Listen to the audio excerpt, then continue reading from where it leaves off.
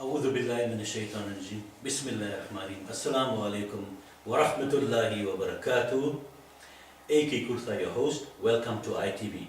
My very special guest today is Brother Sadatullah Khan from Bangalore, India, and he is on a tour of South Africa presenting his 3-day workshop entitled Discover Yourself. This workshop is for personal excellence. Brother Sadatullah Khan, welcome to ITV and welcome to South Africa. Thank you very much for inviting me for this ITV interview. Brother Sadatullah has already presented a workshop in Pretoria, must tell you very, very successful and well attended, and also last week in Rustenburg. From here he moves on to Durban this coming weekend, inshallah, Friday, Saturday and Sunday. The dates, of course, 30th, 1st and 2nd of October. And then the following week he will be in Lenasia at the Trade Route Mall. The dates, if I can give it to you, 7th, 8th and 9th of October. For further information and details, you are welcome to contact the Crescent International office, the telephone number being 370-1069. The dial code is of course 012 because it's Pretoria. And Brother Sadatullah, let's get to the gist of this whole workshop. I would like to know from you, why should we attend this workshop and who should attend this workshop? It is not necessary that anyone should attend the workshop. Everybody is having a very comfortable, happy life. Yes. Now this workshop is to participate so that you can enhance your quality of your life. Now we generally see in the world, everybody is just surviving and existing and living like machines. Getting up in the morning and running and running and running up, they have no time for themselves, for the creator, for this. This workshop helps you, each and every one, helps you to live a life. Living is different from existing and surviving. Yes. So this workshop helps you, everybody knows the knowledge, they have knowing of Islam, knowledge of everything, but they have no ability. So knowing playing cricket is different from having the ability to play cricket. Okay. So now this workshop gives you the ability to live a life that Allah wants you to live. So everybody are living a life that they want to live themselves. Yes. So the whole difference. You can live a life of your own, what you think is right, and go on living, or living a way of life that Allah loves. Yes. So this workshop is for every human being, because Allah says this Islam is a way of life for human beings. Right. So this workshop gives you the ability to walk on that way. Now, if I can just come in there, it's for all and sundry. It is not specifically for Muslims, though it is based on Islamic principles and concepts. Am I right in that? Yes. It's a way of life God has given as a favor to us. A favor to us, making it perfect, whole and complete, a way of life to live successful in this world and in the hereafter. Who doesn't want to live a successful, peaceful, happy life? Yes. Every human being. But success is very elusive. Yeah, success. Why? No, it's One not would elusive. ask why. Now, success can be worldly, or happy life, enjoying life is any perspective from human perspective can be success. The reason I ask this question, I'm not only basing it on the material aspect of things, but success in marriage, for example. Success as parents having a good relationship with your offspring. Why is that elusive? Why are there so many persistent problems? So now the problem is there are two ways of life.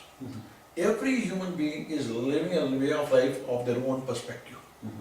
What he thinks is right, what she thinks is right. And so every human being is playing the game of right and wrong. So who is right and who is wrong? As per whom? From whose perspective? If from the wife's perspective, she is right. From the husband's perspective, he is right. From the parent's perspective, they are right. And the children are wrong. From children's perspective, they are right and wrong. So the games that they are playing of their own perspective is going to create chaos, fitna, fasad, and corruption, everything. So Allah has given us a way of life. If everyone submits, accepts and walks on the way of life, there will be unity, there will be success, there will be peace, there will be love and happiness. Mhm. So the workshops transform. Is that not an idealistic world? Aren't human beings on this dunya to experience problems? Now, one thing is, Allah says, all the good is from me. Mhm. All the sufferings are created by you. Mhm. So, Allah has created suffering as optional and we have made it compulsory. So we have a choice. We have complete choice as our own creation. Sufferings are our own creation and we have an illusion the suffering is from Allah. Mhm. So Allah says, no, it's from all the good. Because we create our sufferings on our own by living our own way of life. And this is what workshop helps you to identify who created the suffering. So once you enter the workshop, the first thing they come inside on the first day with a double barrel gun. With the guns pointing out others. Okay. The mother-in-law pointing at daughter-in-law, daughter-in-law is pointing at mother-in-law. The husband pointing to the wife and the wife pointing at the husband. And as well as any other relationship. Now, again, second one, they have another thing is the complaints. Each other complaining, blaming. And this is the games they are coming inside. But once in the workshop, they look inside.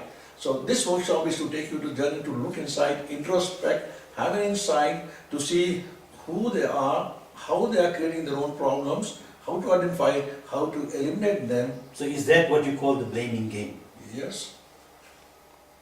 So how does one get away from the blaming game? So that is what the whole workshop works you to see that. Right. See, once you blame the game, blaming game, once you play, what happens is your diagnosis is wrong. You think the other person must change. Okay. So when you're working on another person changing and your whole life is spent to change him, And you don't you change yourself. That you forget. That's an illusion. You think you're perfect whole Mhm. and complete. I don't know how to change. They have to change. That's why many people say when you invite to workshop, Yeah. they say, I don't need the workshop, you need it, go. Mhm.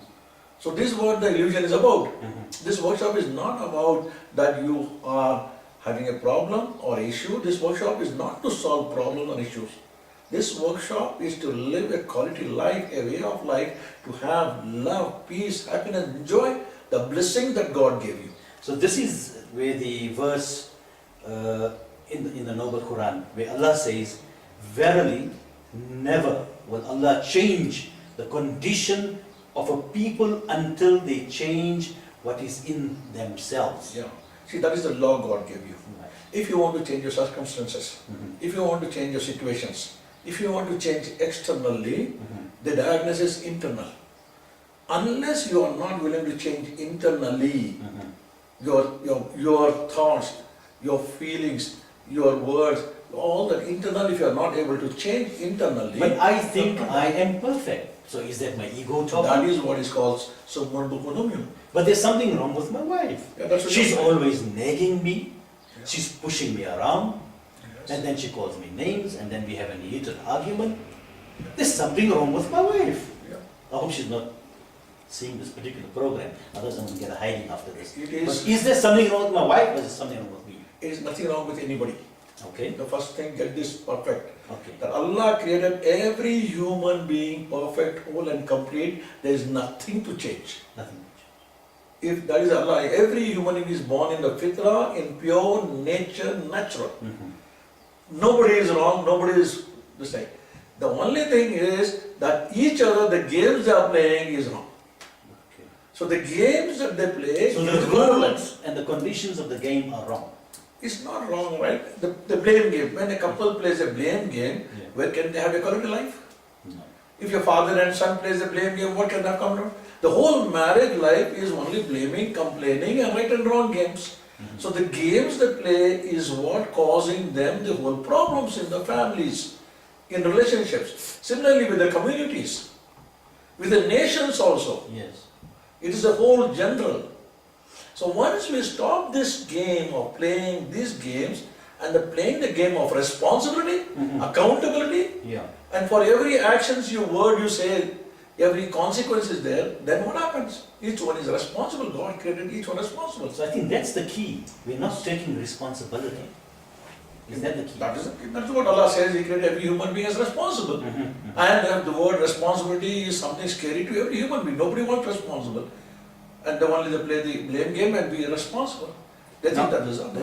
we seem always to be burdened with baggage of the past, and we seem to carry throughout our lives.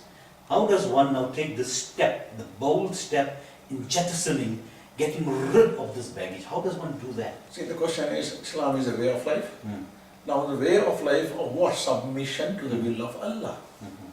Submission is total, unconditional submission. Allah says, not a leaf falls down without His blessing. And we know that everything that is happening in this world is due to Allah's will. Mhm. Now, something happened to you in some past, when you're small, childhood, and then are you accepting or denying that happening? Okay. The moment you deny the happening, Mhm. that means you are carrying yourself. Until death you will be carrying. So here the law that Allah says submission means whatever is happening, what has happened, what is going to happen is all Allah's will, and how do I respond to that happening? And I have only the choice to how to respond. Can you see this? Yes. Now I don't respond, I want everything to happen my way, Yeah. and everyone to behave my way. Then what happens is the chaos is happening. Mhm. So where is the submission called?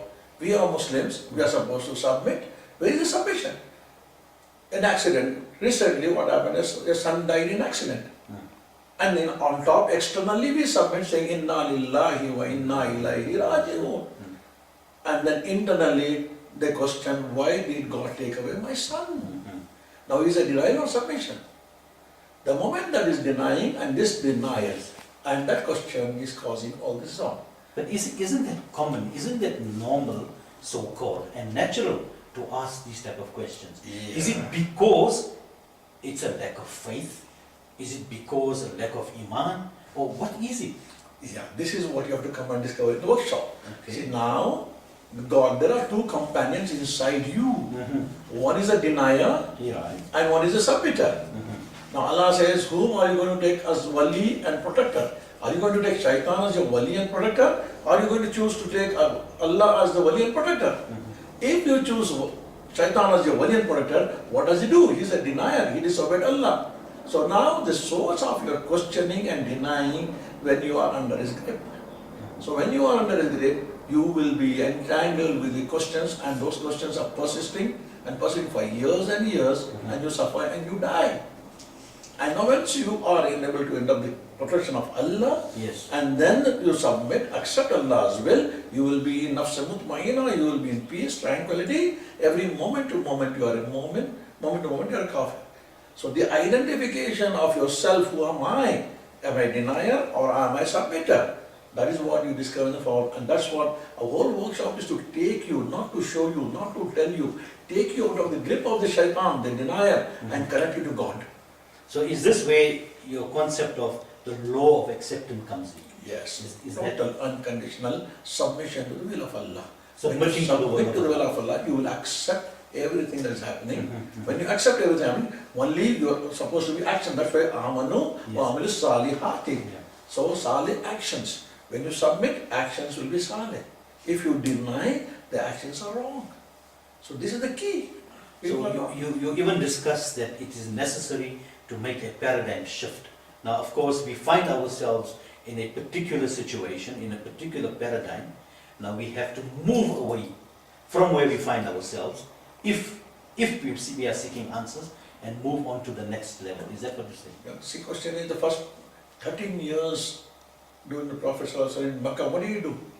See, the Makkans were stuck in their own paradigm of selfish, their own dunya, Yes. self-interest, self-this thing. Yes. It took him 13 years to shift from the paradigm, new paradigm, the context of purpose of life, Yes. that this dunya is temporary. There's a hereafter, there's Allah, there's the same.